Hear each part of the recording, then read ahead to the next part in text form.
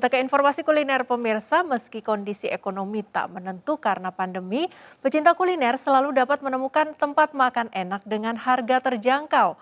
Seperti sebuah warung makan nasi campur khas Bali, meski berada di pelosok, warung ini memiliki pelanggan setia terutama dari kalangan anak sekolah. Meski lokasinya di wilayah pelosok, warung makan nasi campur khas Bali, Warung Mawar, tetap dicari oleh pelanggannya, terutama dari kalangan anak sekolah karena harganya yang murah meriah.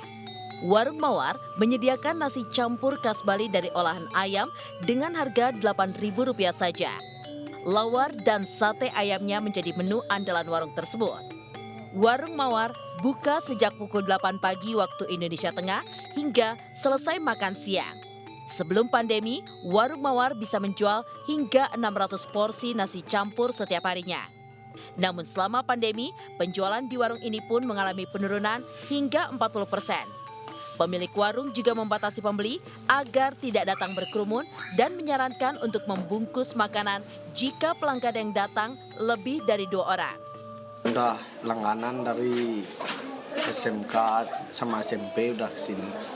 Udah dari dulu sangat memuaskan. Harganya juga terjangkau. Karena enak aja sih di sini. Tempatnya mudah dicari itu. Meski situasi sedang sulit, warung yang telah berdiri selama 17 tahun ini pun tetap bertahan demi para pelanggan. Dari Tabanan, Bali, Made Argawa, iNews melaporkan. Om Swastiastu, perkenalkan saya Made Argawa, saya mahasiswa jurusan Ilmu Komunikasi Hindu Universitas Hindu Negeri Ide Bagus Sugriwa Denpasar. Hari ini kita akan mengulas sedikit tentang tugas kuliah, yaitu tentang berkaitan tentang tugas kuliah dari mata kuliah teori komunikasi, yaitu retorika. Pada kesempatan di awal tadi saya memberikan sebuah video, yaitu video yang seperti saya garap kemarin yang tayang di Global TV gitu. Dalam video itu saya menampilkan sebuah liputan tentang situasi COVID dan dampaknya terhadap pedagang kecil. Pesan yang ingin saya sampaikan dari video ini bahwa dari sudut pandang teori komunikasi retorikanya Aristoteles, bahwa dalam kondisi ekonomi yang terpuruk karena pandemi masih ada celah atau peluang dari pemilik usaha, pemilik katakanlah warung makan untuk tetap masih bisa bertahan meskipun omset mereka turun.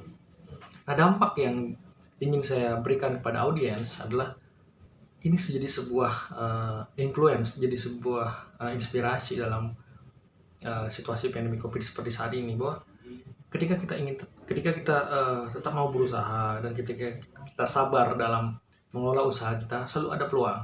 Selain itu ada 3 komponen penting lain dari teori retorikanya Aristoteles. Yang pertama adalah komunikator, pesannya, dan audiens. Nah, seperti kita mengacu dari video jurnalistik yang saya tampilkan tadi, yang saya produksi tadi, bahwa itu sudah jelas bahwa komunikatornya adalah saya atau mungkin dari Global TV. Pesannya adalah bagaimana Warung Mawar ini pada masa pandemi. Nah, audiensnya tentu ya masyarakat atau penonton dari Global TV sendiri. Seperti itu yang bisa saya jelaskan atau saya interpretasikan dari video jurnalistik yang saya produksi untuk Global TV.